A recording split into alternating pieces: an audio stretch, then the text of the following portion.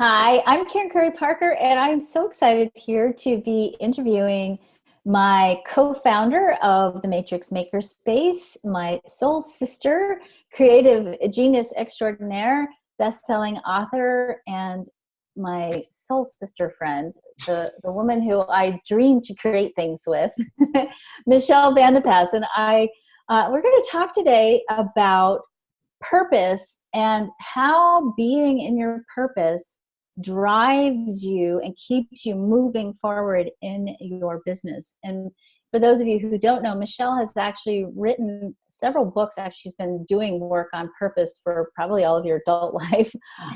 But she has actually written a book about purpose and has had a podcast over the years called Purpose and Profit. And so purpose is a big conversation point for you, Michelle. So talk to me for just a minute, because I think, people want to know about purpose. They want to know, like, what's my purpose? Do I have a purpose? And how does purpose tie into business? Thank you, Karen. So purpose is an interesting concept because it seems to be elusive for so many people. And I speak from experience because I spent so many years chasing purpose. Like, what is it I'm supposed to do? I kept saying, God, please just give me the lightning bolt of clarity so I know exactly what I'm supposed to do. And I thought that was purpose.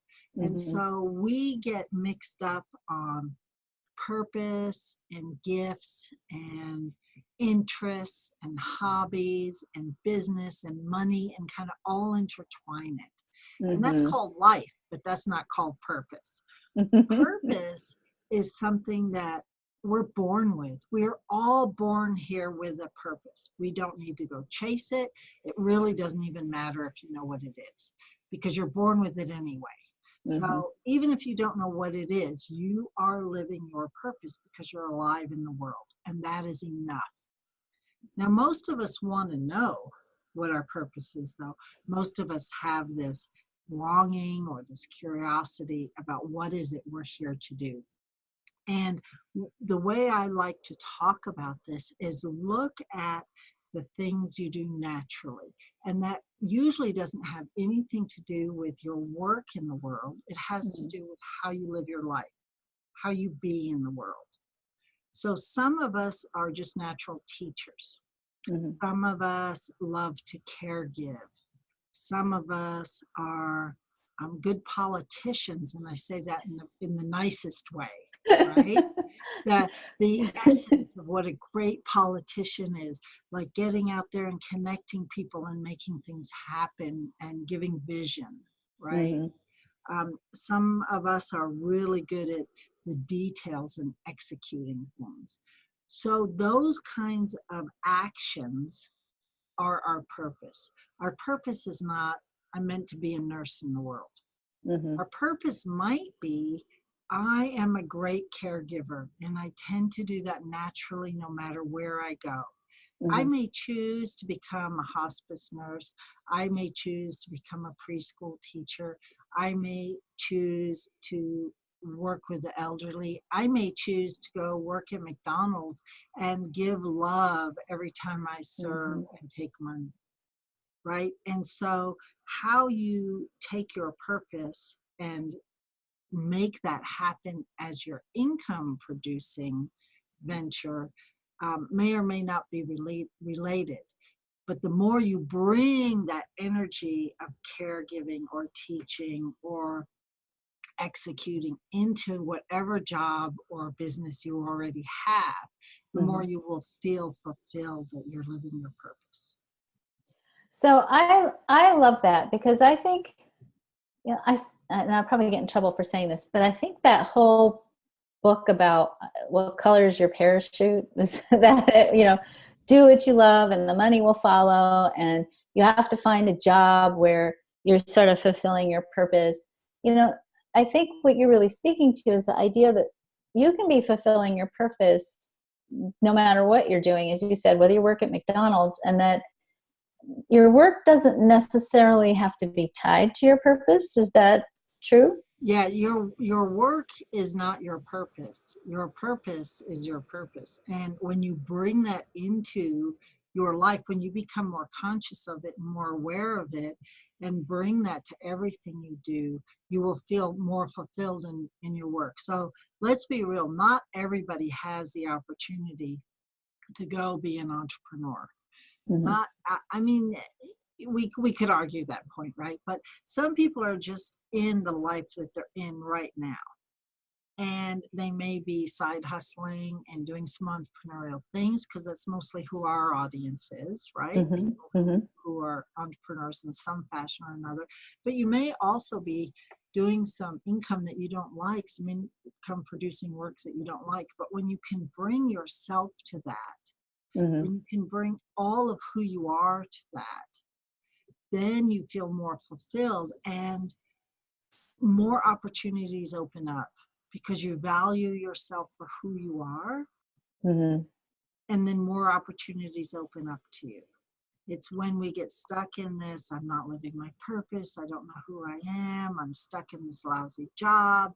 And we were talking about a mindset on a different Hmm. interview, and you get in that smaller and smaller place and you're not valuing yourself for who Hmm. you are. So I like to say purpose is understanding who you are at the core of your being, and then be yourself out in the world in everything you do, whether you love your job right now or not. If you Hmm. bring that, you will become more grateful for the money that is coming in right now, and then more opportunities open up to you. Absolutely. Absolutely. So I want to tie this into something that people talked about to us about and ask a lot about. And it's a sticky subject. And I want to see what, if you find that there's a relationship here between purpose and staying motivated, because I think, people want to know, how do I stay motivated? How do I keep doing those things I need to do? Especially if, like, I am, I've got a side hustle, for example, and you have maybe a vision that at some point the side hustle becomes the hustle, and then the job becomes the, it's gone, and you're living, but along the way, and I would say, I don't care how passionate you are about your business, you're going to hit stuff that you have to do that you hate, whether it's accounting or returning phone calls or doing sales calls. How do you, is there a relationship between really being in your purpose and staying motivated? Let me answer by first saying everybody goes through cycles where they're unmotivated. I mean, I've been in business a long time. I've talked to very successful entrepreneurs my whole life, including you, Karen. And at times, everybody's unmotivated. So don't Mhm. beat yourself up for it. That's a time for your own creative self care. It's a time for you to honor where you're at. It's a time to just say, I'm shutting off the computer and I'm going for a walk and I'm taking some hours off, right? So Mhm. don't beat yourself up for that. However, what I will say is how you got to have a long-term vision. You have to have projects that are short-term. So there could Mm. be goals working toward projects or some focus in the short term, but you've got to have a long-term vision. This is the life legacy that I want to live. This is the where I'd like to see my business in 5 years, 10 years, because that will carry you through the normal ups and down cycles. It's like raising a child for those of us that have children, right? You're going to be in the twos and the threes and the nines and the 14s, and every time you're going to want to tear your hair out and go, this is not worth it. I didn't sign up for this. But you have a long-term vision that you're going to have this amazing adult at some point, right? Mhm. So you ride those ups and downs. Same thing with the business. You got to Yeah. have that vision. And the more of yourself that you bring in the world, the more you're in touch with your own value, which comes, I think, from the purpose you're born with. You are enough just because you are alive. You are enough. I'll say that again. You are enough just because you are alive. You are enough Mhm. in this world. You, the more you can anchor into that, honor who you are, honor your gifts, your purpose, even if you don't know what it is. Allow yourself space for those to unfold for you. And the more you bring that into your business, the more creative you'll be, the more optimistic you'll be, the more you'll be able to ride the ups and downs, the more you'll be able to go, oh, that was a really sucky day or week or month. Or year. Or year. But it's just one small blip in my life. Mm-hmm. And so, yeah. I have a question for you personally. Yeah.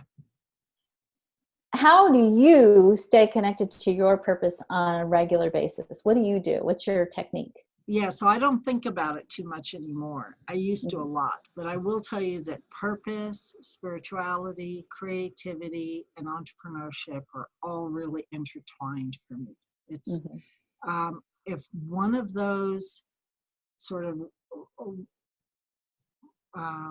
goes off the radar a little bit, my business suffers. So when my sales go down, and you know this about me, I take a day off.